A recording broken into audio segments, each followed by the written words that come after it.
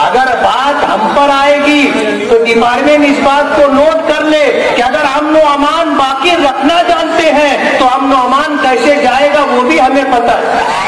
हमने कोई चूड़ियां था कि जीने का हर सलीका हर आदाब ले गया, जीने का हर सलीका हर आदाब ले गया, इस शहर के चमकते सभी ख्वाब ले गया, उस गुल मिसाल शख्स के खोने का हादसा रग रग से जिंदगी की तबोताब ले गया। मैं आपको ये बताना चाहता हूँ कि आज मुल्क पर जो मुसीबत आई हुई है CAA के नाम से या NPR और NRC के नाम से, इसमें आपको गाइड किया जाए। मैं आपको ये बताना चाहता हूँ कि हमें इससे मतलब नहीं है कि मुर्गी पहले आई कि अंडा पहले आया। मुर्गी है तो अंडा देगी और अंडा है तो उसमें से मुर्गी निकलेगी।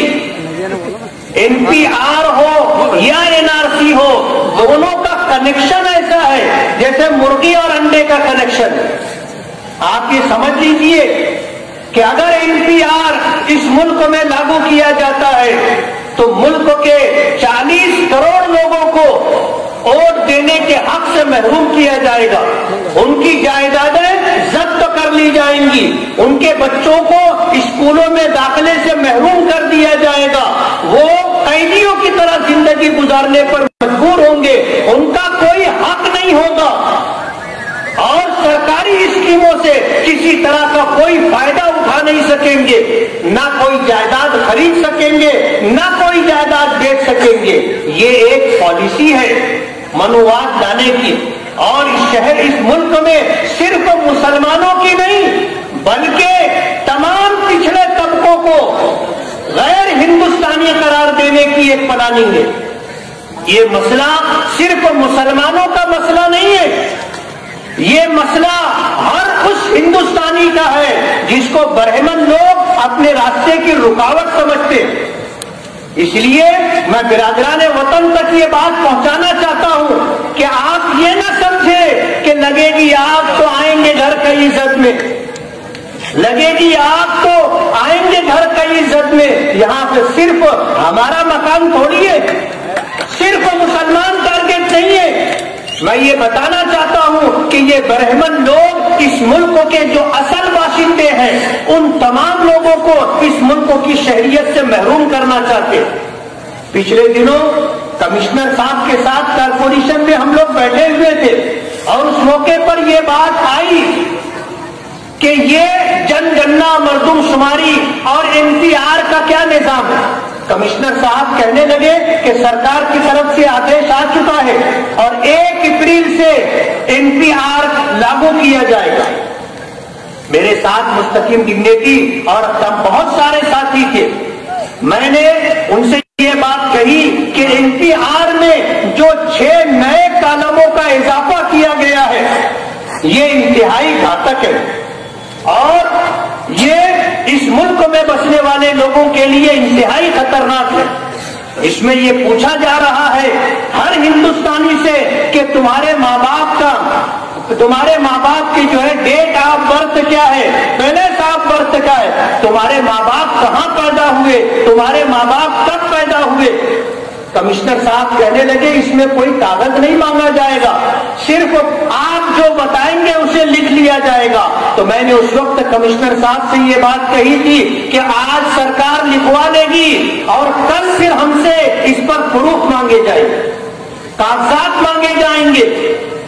मैंने उनसे कहा कि आप फॉर्म मंगवाइए। उन्होंने जनगणना का फॉर्म मंगवाया, NPR का फॉर्म मंगवाया। वो इस बात को शायद उन्हें इल्म नहीं था या वो जानबूझकर लाइल्मी का इजहार कर रहे थे, तो उनको इस नए कालम के अंदर ये बताया गया कि देखिए इसमें ये माँ बाप के ताल्लुक से मालूमात मांगी गई है।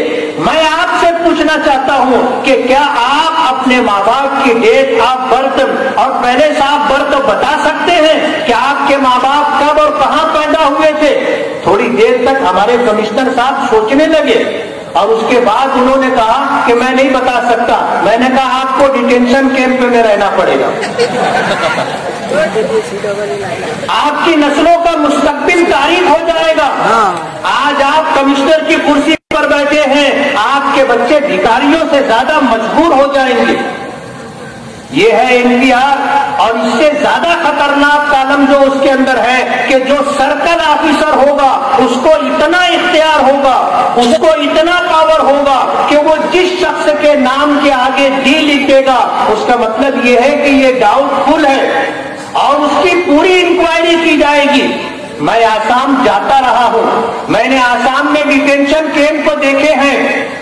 500 لوگوں پر ایک بیت الخلا ہے. آپ اندازہ نہیں کر سکتے کتنی بے بسی اور جانوروں سے بدتر زندگی وہ لوگ گزار رہے ہیں. اور یہ سازش, یہ پلاننگ پورے دیش میں لگانے کی کوشش کی جا رہی ہے.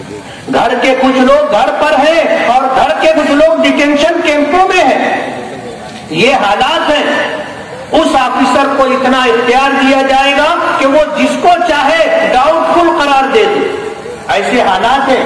NPR کو لا کر کے آج اگر ملک کا پرائم منسٹر اور ملک کا ہوم منسٹر یہ کہتا ہے کہ اس کو ہم لاگو نہیں کریں گے یا اس کے آگے ہم کوئی کارروائی نہیں کریں گے, پورے ملک کے سامنے جھوٹ بول رہے ہیں. پورے ملک کو اندھیرے میں ڈالنا چاہتے ہیں اور پورے ملک میں 40 کروڑ لوگوں کو ہندوستانی شہریت سے محروم کرنا چاہتے ہیں. اسٹیج پر بیٹھے ہوئے اور سامنے بیٹھے ہوئے اور بائیں طرف بیٹھی ہوئی میری مائیں اور بہنیں, میں تمام لوگوں کی ترجمانی کرتے ہوئے یہ کہنا چاہتا ہوں کہ دستور پر حملہ تو تھا, دستور بچاؤ دیش بچاؤ کے عنوان سے ہم نے اس جلسے کا انعقاد کیا, لیکن آج حالات شہر بچانے کی ہے. آج حالات شہر بچانے جیسے ہیں, جان بچانے کی نوبت آ گئی ہے. ماضی میں جو قتل ہوئے اور جس طرح ڈپارٹمنٹ خاموش رہا, میں پوچھنا چاہتا ہوں ان لوگوں سے جو آج ذمہ دار ہیں کہ آپ بہت دیانت دار ہیں, آپ بہت امانت دار ہیں, تو آنے کے بعد ماضی میں جو حادثات ہوئے, جو مرڈر ہوئے, جو قتل ہوئے, ان کی فائل آپ نے کیوں اوپن نہیں کی؟ میرا سوال ہے ڈپارٹمنٹ سے کہ اگر شہر میں گولی چلتی ہے اور کسی شخص کو گولی لگتی ہے, کوئی کیس کیوں درج نہیں کیا گیا؟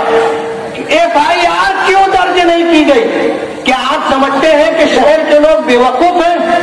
شہر کے لوگوں کو پتہ نہیں ہے؟ گولی چلتی ہے اور کوئی FIR رجسٹر نہیں ہوتی, آدمی زخمی ہوتا ہے کوئی FIR رجسٹر نہیں ہوتی. صاحب ہم بھی سمجھتے ہیں کہ کیا حالات ہیں اور کن حالات کے تحت ڈپارٹمنٹ چل رہا ہے. اگر اس طرح ہوتا رہا تو شہر کی عوام خاموش نہیں بیٹھے گی. کئی لوگوں نے یہ بات کہی ہے کہ امن و امان ہماری وجہ سے ہے. اگر شہر پر برا وقت آتا ہے, ڈپارٹمنٹ سے پہلے ہم جا کر کے لوگوں کا سامنا کرتے ہیں, لوگوں کو سمجھاتے ہیں, لوگوں کی منت سماجت کرتے ہیں. اپنے شہر کا امن و امان, اپنے شہر میں اپنی ملکیت اور جان محفوظ رہے, اس کے لیے ہم اپنی جان ہتھیلی پر لے کر مجمع میں جاتے ہیں. اگر بات ہم پر آئے گی تو ڈپارٹمنٹ اس بات کو نوٹ کر لے کہ اگر امن و امان باقی رکھنا جانتے ہیں تو امن و امان کیسے جائے گا وہ بھی ہمیں پتہ ہے. ہم نے کوئی چوڑیاں نہیں پہنی ہے. یہ ہماری شرافت ہے کہ ہم آج تک خاموش ہیں اور شہر کے اندر اس طرح کی گنڈا گردی اور دادا گیری چل رہی ہے. 2009 کا الیکشن ہوا تھا, ہارنے کے بعد لوگوں کے کارخانوں کو آگ لگائی گئی. ہارنے کے بعد لوگوں کے کارخانوں میں گھس کر کے بھیم پر بلیٹ ماری گئی. ہارنے کے بعد لوگوں کو مارا پیٹا گیا, لوگوں سے پیسے چھینے گئے. 2019 کے الیکشن میں ہارنے کے بعد کیا کچھ ہو رہا ہے آپ کے سامنے. میں تو یہ کہنا چاہوں گا کہ ریس میں ہار اور جیت تو ہوتی ہے. اگر آپ کو ہار برداشت نہیں ہے گھر بیٹھو.